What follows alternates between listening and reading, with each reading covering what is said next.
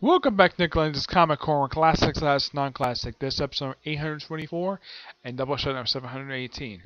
Two Spider-Man trades. First up is technically this one is the second last time we review that collects Dan Slott's run for Spider-Man because I'm sure I think the final trade is out. I don't remember if it's out by now, but I ordered this trade from outside the county, my local library, just so I can say I reviewed the entire era of Dan Slott. And this is a trade I never viewed before. These issues came out exactly 6 years ago. Yeah, almost exactly 6 years ago. This is Amazing Spider-Man. This is Spider-Man Dying Wish. This is technically simply put, this is a storyline that's been building to issue 600 of Amazing Spider-Man. And this particular three-parter is also the backdoor pilot to the Superior Spider-Man comic book. Yeah, that's what this is. It's a backdoor pilot for it. Because it sets that up. Because it was revealed way back in issue 600 that Dr. Octopus is dying. Yeah, because of all the times that Spider-Man beat his head in. That apparently caused so many concussions in his head, he's basically on the verge of death. So he's going the series of plans over the course of a period of at least about 4 years. Starting in 2009, culminating in 2012, which has the name of the story was actually referenced in Ends of the Earth. Yep. So yeah, we have basically Dr. Octopus has swapped bodies with Peter, and during the course of the storyline, Peter is trying to get his own body back while in the body of a dying Dr. Octopus. He fails miserably. As far as I remember reading about this, I heard about this a couple years ago, that apparently 700, this collects issues 690 to 700. Yeah, as far as I heard, and this is particularly very weird, apparently 700 is one of those handful of issues over the past 6 years that have been leaked. Yes, this is a comic that was leaked. No idea why, it just was. Along with Batman Volume 2 number 17, Marvel Legacy number 1, and DC Rebirth number 1. As far as, it's one of 4 comics I just listed that were leaked. As for why they were leaked, no idea. I never knew it was leaked until a couple years ago. Yeah, particularly very weird. Also, I did hear Dan Slott received death threats because of this storyline. Yeah, he received death threats. I'm like, seriously? You're threatening to kill this man because he did a body swap story? Are you freaking serious? That was stupid when I heard about this. Yeah, and this was around the same time that the same year this came out, we also had stuff like Mass Effect 3 came out, a game that was so controversial that some idiot threatened to burn down the creator's house. I'm not kidding about this. This seriously happened. Also, Assassin's Creed 3 came out that year as well, though that wasn't as controversial as the ending of Mass Effect 3. And even though I heard they got a better ending for it, people still didn't like it at all. Yeah. But later on, despite the very controversial ending to this particular storyline, that was actually not bad of a story. No, I wasn't particularly hating on it. Though I remember the promotion for Superior Spider-Man, and the suggested, theory is that Peter was going to retire, and we're going to have a new Spider-Man. Did anybody expect a body-swapping story? Seriously, a body-swapping story. That's what this is, a body-swapping thing. Though, excuse me, I should point out, though, this is actually one of 2 times this has been collected. Yeah, Marvel did release a hardcover collection a couple years ago that included this 3-parter along with, I think it was the first 10 issues of Superior Spider-Man as part of a new collection trade. Now, there was at least 2 different artists on this storyline. The opening 2 issues are done by Richard Ellison. The opening issue, the last 2 issues are done by Roberto Ramos. There are 2 backup stories in Amazing 700, which 700 issue Amazing Spider-Man, not a bad idea to do. Now here's the thing. the opening, the Spider Dreams issue, that was written by J.M. DeMatteis, which is probably by far, as far as I can think of, I think this may have been the first Spider-Man story he's actually written since the 90s. Yeah, with two different artists on it. Gustave Kamakalik, fantastic artist he is, and Sal Buscema.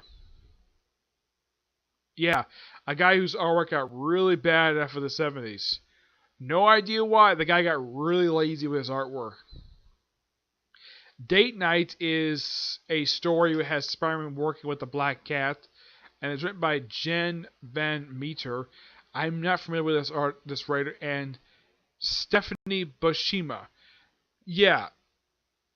Also, the cover for issue 699 700 is 698 699 is Pablo Rivera. 700 is done by Mr. Garcia. Let me show you the artwork for the backup story for 700.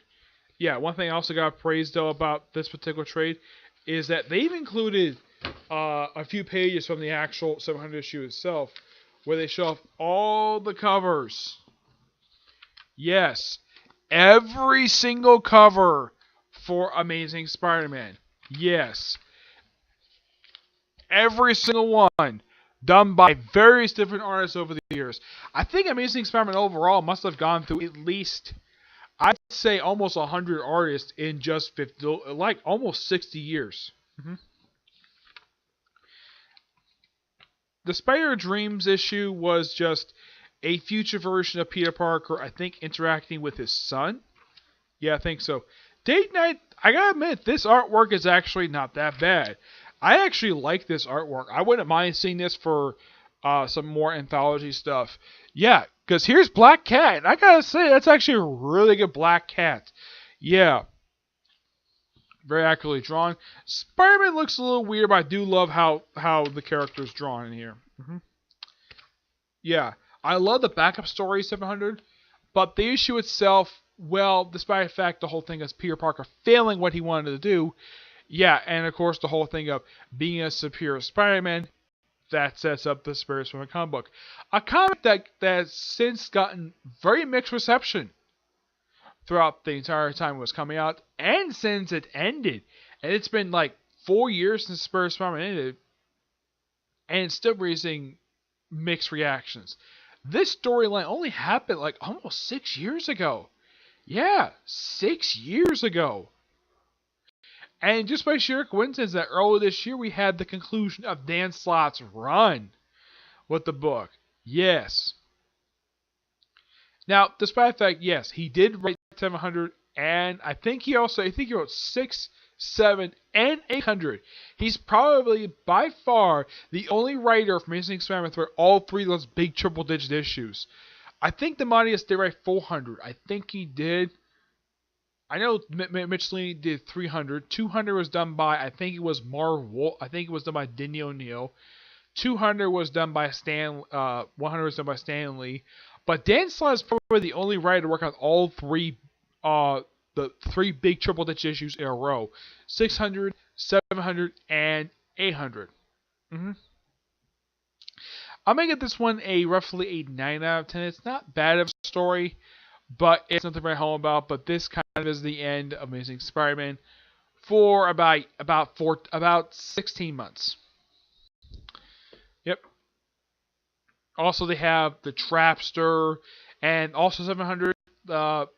It looked like that Oxbody killed Scorpion. It was later revealed in Superior Spider-Man. All he did was break the man's jaw. Seriously, that's what he did. Next up is actually an Elseworld story. It's Spider-Man India. This collects the 4-issue limited series. Yeah, this is 4 issues. Written by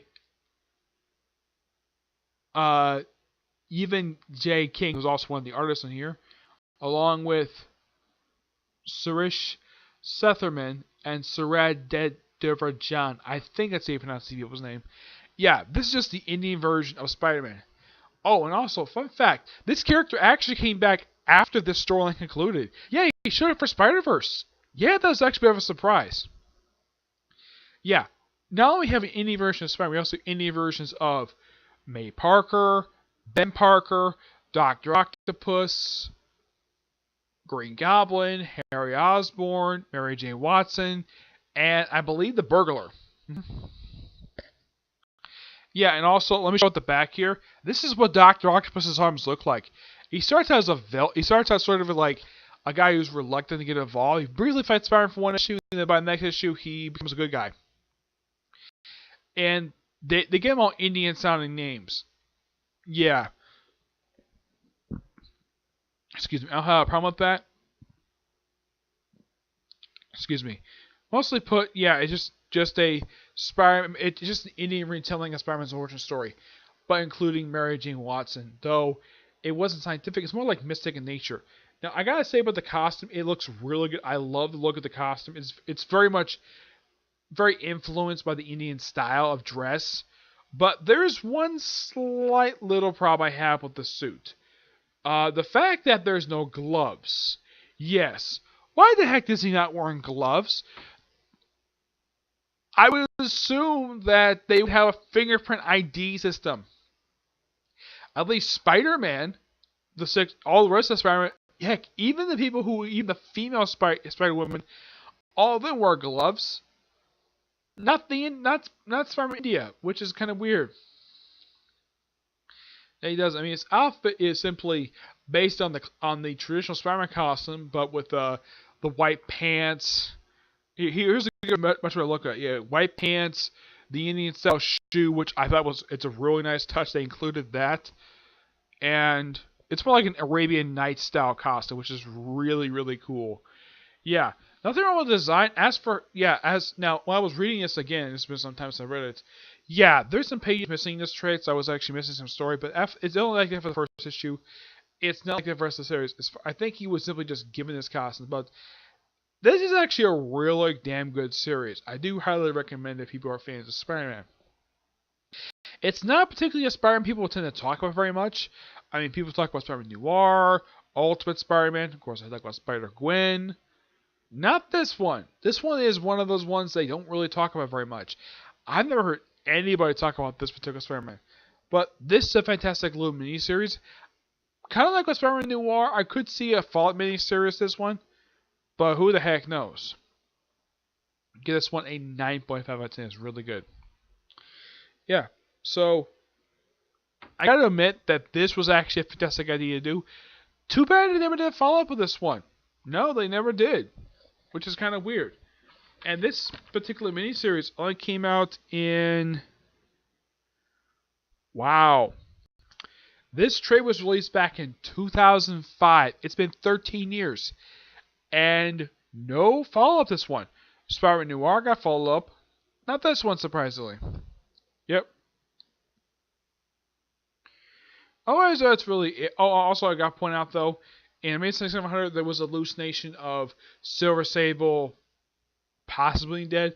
Though, thank God, Dan Slott actually fixed this with the awful storyline that came just before Secret Empire, which I'm kind of glad he undid that stupid thing of possibility of maybe that Silver Sable may be dead. Luckily enough, he fixed that. That was that's one positive I can definitely say about that awful Norman Osborn storyline that came before Secret Empire. Like, oh gosh, that storyline was horrible, and yet that was the best thing about the storyline was bringing back Silver Sable, because I think Slott basically kind of felt sorry. I think he regretted possibly revealing that Silver Sable might be dead. Lucky enough, he undid that death, revealing that, yeah, she survived. Thank you, Slott, for fixing that. Okay?